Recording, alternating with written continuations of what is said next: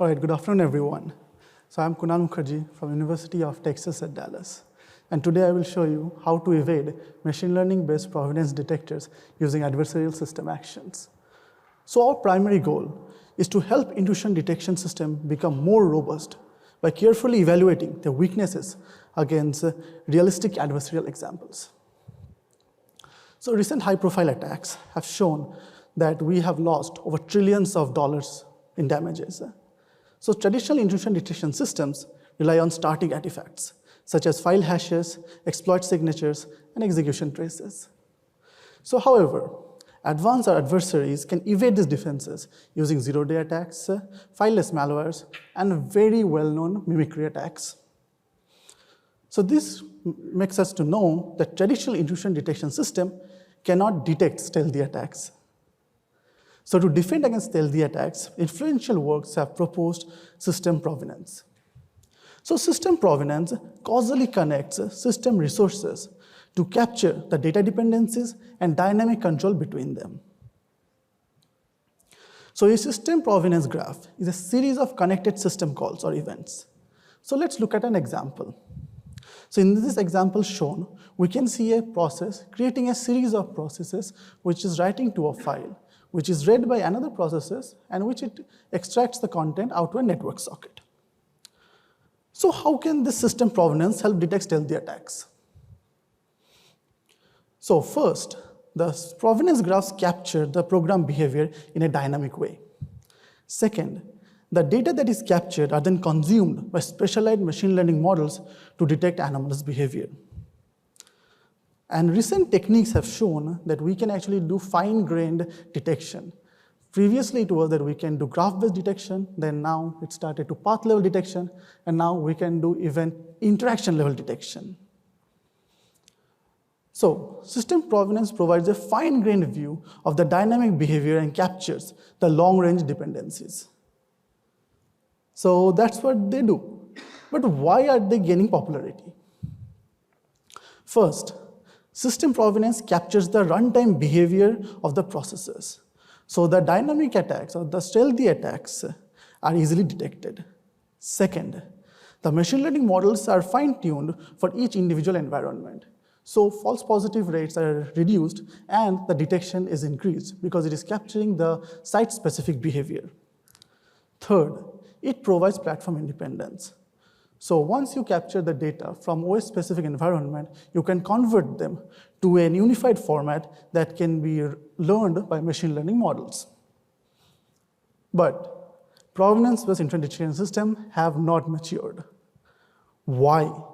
The primary roadblock to adopting the provenance-based intrusion detection system is that trust has not been established because their robustness has not been verified against dedicated adversaries. So, an adversarial testing framework is needed to validate the robustness of this system. Previous works have tried using generic adversarial techniques, but they have failed in the sense that the provenance graphs are highly dynamic and heterogeneous. So you cannot use the generic off-the-shelf adversarial framework. Second, the problems with feasibility is critical in the sense that if an impossible attack evades detection, that does not constitute a failure of the defense system. An adversarial attack feasibility is difficult in the provenance domain than we have seen in image domain. Finally, there have been pioneering work in this field which have shown that you can do mimicry attack in the provenance domain. However, they had certain limitations, such as they require adding over 15,000 events, which can cause high noise. Second, they require knowledge of the defense internals. And third, they're unlikely to work against interaction-level detectors. We improve upon them in our work. So our contribution is we do a detailed treaty on the different threat models, such as we look at blind threat model where the attacker only has access to the public domain knowledge and the public dataset, such as the DARPA dataset. Second, in the black box model, the attacker only has access to the public dataset, but they can query the defender's model. And finally, in the white box model, they have access to the private dataset and they can look at the defense model internals. Second, we look at different intrusion detection systems, such as that work in graph level, path level, and event level. And finally, we confirm the effectiveness of our framework by doing a data-guided attack search, which actually modifies the conspicuous events or the rare events in a pinpointed manner, and we decrease by an average of 2 orders of magnitude. Finally, we combine the data-driven study with our domain knowledge to create a series of filter space rules so that all our feature space attack can be realized in the problem space, such as we can capture the potency. So I present to you ProvNinja, an evasive attack framework where we can first identify conspicuous events, then we replace these conspicuous events.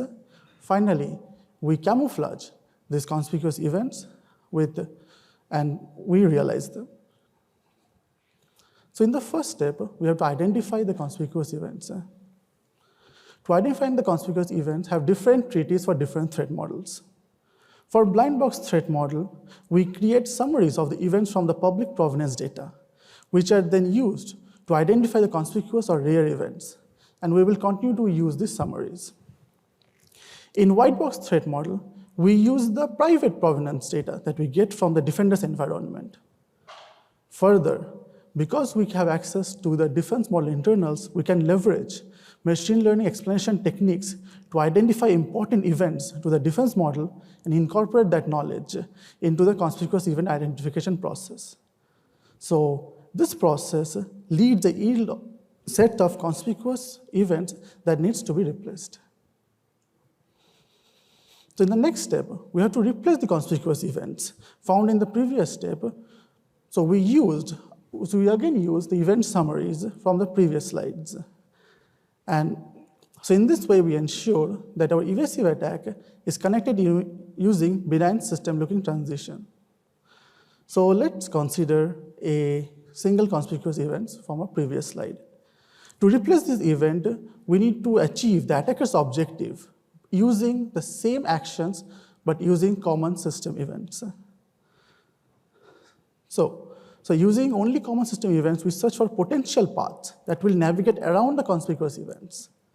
So replacing each conspicuous event this way yields a modified attack graph that contains no conspicuous events. Then, in the next step, each of these chains of processes that we have created are by themselves conspicuous because they are not doing their benign behavior. So we find replaceable, so we summarize the expected behavior of each of the processes in the chain. So recall from our previous example, we added processes that only create the next process in the chain. So looking at the graph structure, this is clearly suspicious. Therefore, we refer to the benign execution profile for each of the processes to add proportions of files and network interactions to camouflage the process chain. So this process is a camouflage attack graph, which is a candidate for feature space evasion, but this needs to be verified in the problem space. So to verify and realize the attack, we first verify that they work in the feature space, then we verify that they evade in the problem space, and finally, we implement them using very well-known established pen testing framework. So first, for blind threat model, the attackers can access to the surrogate defense model using the public data and checks if the attack works. If it does, we move to the next step. If it does not, the attack is rejected. In the black box and white box threat model, the attacker can simply query the defender's model to determine the feature space feasibility of the attack. To verify the feasibility of the attack in the problem space, we apply a series of filtration rules, such as will it disturb the monitors? Second, does it need sufficient privileges? Fourth, does it contain any blacklisted programs? Fourth, are there any programs available in the defender's environment? Because if you are using programs that are not available in the defense environment, your attack chain will fail. Finally, if it passes all these filtration rules, we implement them using any of the penetration testing framework. Finally, To demonstrate the effectiveness of ProvNinja, I will walk you through our public, private, and malicious data sets that we collected, our experimental setup, and the evasion study results and the reusability study results that we got. For our public data, we use the DARPA transparent computing data set. For the defenders' private data, we used an in-house data set gathered with the approval and oversight of our institutional review board and with the consent and cooperation of the volunteers across 86 different hosts over a period of 13 months.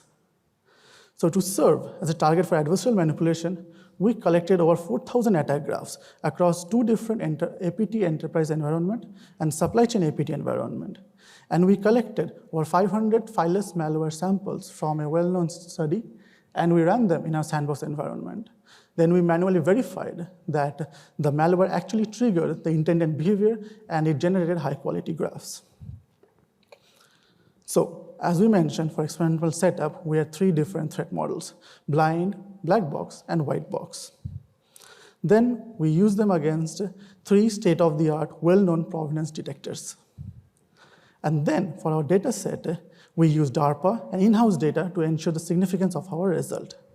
So let's get down into the results, which is very interesting. So ProvNinja dramatically reduces the detection rate across the board for all the state-of-the-art detectors. So the x-axis contains the detectors, the y-axis contains the F1 score. So the lower the F1 score, the higher the evasion. So as we can see, the biggest drop is from blind to black box. So what does it tell us? It tells us that access to the defender's model, even to queries, is very important. But security by obscurity does not work. So as a security community, we need to work to make our models more robust so that even adversaries gaining access to the defense model should not leak its internal or properties that they can use. Finally, ProvNinja's data-guided attack performs surgical manipulation. So it requires less than 40 additional events to replace each inconspicuous event. Then, for our reusability attack, we saw that we got 211 feature space attacks. And after we added each of the filtration rules, we were left with 22 attacks. But they were potent, they were realistic, and they will evade detection. So, in conclusion, ProvNinja systematically challenges provenance-based intrusion detection system, decreasing the detection rate by an average of 57% in black box setting and adding less than 150 events for each attack. Second, ProvNinja exploit environment-agnostic behavioral trends to translate insights that we gain from public provenance data to attack a private enterprise environment. Very dangerous. Ultimately, ProvNinja is designed to support adversarial testing and validation, inspiring and supporting the development of robust provenance-based intrusion detection system. So as I mentioned in the first slide, ProvNinja will help the defenders make more robust decisions and carefully evaluate the weakness against realistic adversarial examples. Thank you for your time. Please read our paper, and I'm open for questions.